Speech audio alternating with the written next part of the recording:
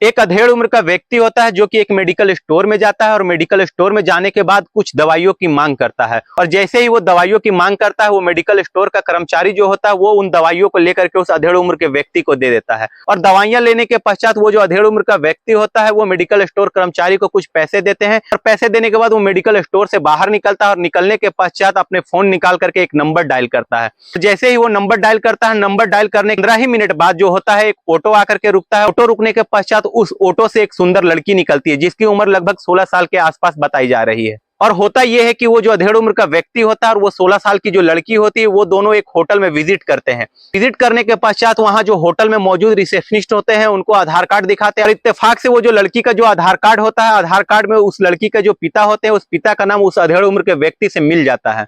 और अपना documents verification करने के बाद, जांच पड़ताल करने के बाद वो दोनों होटल के कमरे में प्रवेश कर जाते हैं। होटल के कमरे में प्रवेश करने के बाद होटल के कमरे में कुछ देर के बाद जो होता है उस कमरे से तेज की चीख पुकारे गूंज उठती है जिससे कि पूरा जो होटल होता है, आसपास के कमरे में जो लोग रह रहे होते वो निकल करके भागने लगते हैं। अचानक से ऐसा होता है कि वो जो बुजुर्ग आदमी होता है उस कमरे में जो जाता है उस लड़की को लेकर के वो जो बुजुर्ग आदमी होता है उसकी मौत हो जाती है।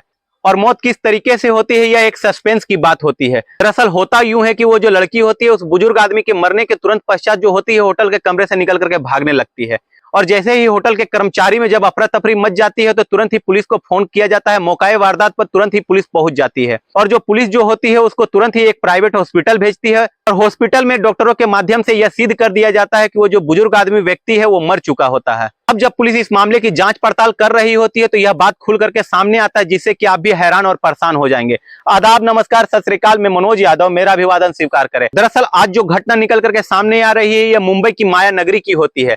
दरअसल होता यूं है कि एक 47 साल का बुजुर्ग व्यक्ति होता है जो कि सूरत में रह करके डायमंड फैक्ट्री में काम किया करते थे और उस व्यक्ति के अंदर काम कर रही होती है महज 16 साल की एक लड़की होती है जो कि आर्थिक रूप से बहुत ही कमजोर होती है। घर में कमाने का कोई साधन नहीं होता, बाप जो होता है वो भी पैरालिसिस होता है और घर की आर्थिक स्थिति उस लड़की की बहुत ही कमजोर होती है जिस वजह से उस लड़की को काम करना पड़ता है। और जो वो बुजुर्ग आदमी होता है वो मैनेजर के पोस्ट पे रहता है और वो जो लड़की होती है उस मैनेजर के अंदर ही काम किया करती थी। धीरे धीरे ये होता है कि वो जो मैनेजर होता है 47 साल का बुजुर्ग व्यक्ति, उस लड़की पर उसका दिल आ जाता है। दिल आने के पश्चात वो जो मैनेजर होता है उस लड़की के घर में आना जाना करता है, कई बार उसको आर्थिक रूप से सहायता भी प्रदान करते हैं या यूं कहें कि रुपयों से भी उसकी मदद की जाती है। अब होता यूं है कि उस बुजुर्ग जो आदमी होता है उस लड़की के घर बराबर उसका आना जाना होता है, घर वाले भी उस बुजुर्ग को पसंद कर लिया करते हैं। दरअसल होता यूं है कि वो जो बुजुर्ग आदमी होता है मुंबई में रहा करता था और मुंबई में रहने के पश्चात एक दिन वह अपने शहर मुंबई जाता है और मुंबई में जाने के पश्चात उस लड़की को फोन करता है और मिलने की इच्छा जाहिर करता है। फिर आखिरकार समय बीतता चला जाता है और समय बीतने के पश्चात एक दिन वो दोनों आपस में मिलने के लिए एक समय निर्धारित करते हैं। आखिरकार जब समय निर्धारित हो जाती है तो वो दिन भी पास आ जाता है जब वो दोनों मिलने के लिए एक होटल जाते हैं। दरअसल होता यूं है कि वो जो बुजुर्ग आदमी होता है शक्तिवर्धक गोलियों का इस्तेमाल किया करता था और इससे भी पहले वो जो बुजुर्ग आदमी होता है उस लड़की के साथ कई बार जो होता है शक्तिवर्धक गोलियों का इस्तेमाल कर चुका होता है।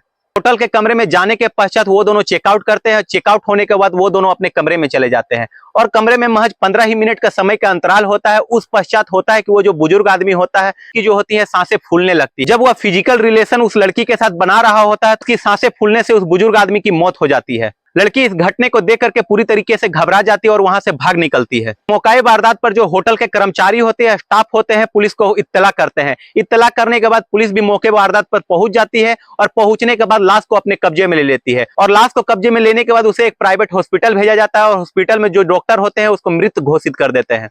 मृत घोषित होने के बाद जो पुलिस अपनी प्रक्रिया होती है उसके लिए उसको पोस्टमार्टम के लिए भेज दिया जाता है और पोस्टमार्टम में ये रिपोर्ट खुल करके सामने आती है कि वो जो बुजुर्ग व्यक्ति होता है शक्तिवर्धक गोलियों का इस्तेमाल के ओवरडोज से जो होती है उसके सांसें फूलने लगती है। इस दौरान उसकी दम घुटने से मौत हो जाती है। दरअसल होता यूं है कि ये जो घटना होती है सोशल मीडिया पर तेजी के साथ वायरल हो जाती है। तो पुलिस होती है वो अपनी प्रक्रिया में लग जाती है। हालांकि जब पुलिस अपनी प्रक्रिया में जुट जाती है और जुटने के पश्चात वो होटल के जितने भी सीसीटीवी फुटेज होते हैं उसको खंगाला जाता है और सीसीटीवी फुटेज खंगालने के बाद यह पता चलता है कि उस बुजुर्ग के साथ एक लड़की होती है जिसकी उम्र 16 साल बताई जा रही होती है और उसके पश्चात होटल के जो रिसेप्शनिस्ट होते हैं उसके जब रजिस्टर को खंगाला जाता है तो पता चलता है वो जो बुजुर्ग आदमी होता है वो उसकी बेटी नहीं, उसके साथ काम करने वाली एक कर्मचारी होती है। ताकि पुलिस उस लड़की को फोन करने की कोशिश करते हैं। दरअसल होता यूं है कि वो लड़की का फोन नंबर लगता नहीं है। पुलिस सीसीटीवी फुटेज की मदद से वो लड़की को पहचानने की कोशिश करते हैं तो पहचानने के बाद पता चलता है कि वो लड़की जो होती है सूरत की रहने वाली होती है। उसके बाद पुलिस जो होती है सूरत के पुलिस को इत्तला करते हैं और इत्तला करने के बाद वो लड़की को पहचान कर लिया जाता है और पहचान की पता चलने के बाद पुलिस जो होती है उस लड़की की मां को इत्तला करते हैं। इत्तला करने के बाद वो लड़की की मां जो होती है पुलिस स्टेशन आती है। जो पूरी घटना होती है पुलिस जो है उस लड़की की मां को बताते हैं।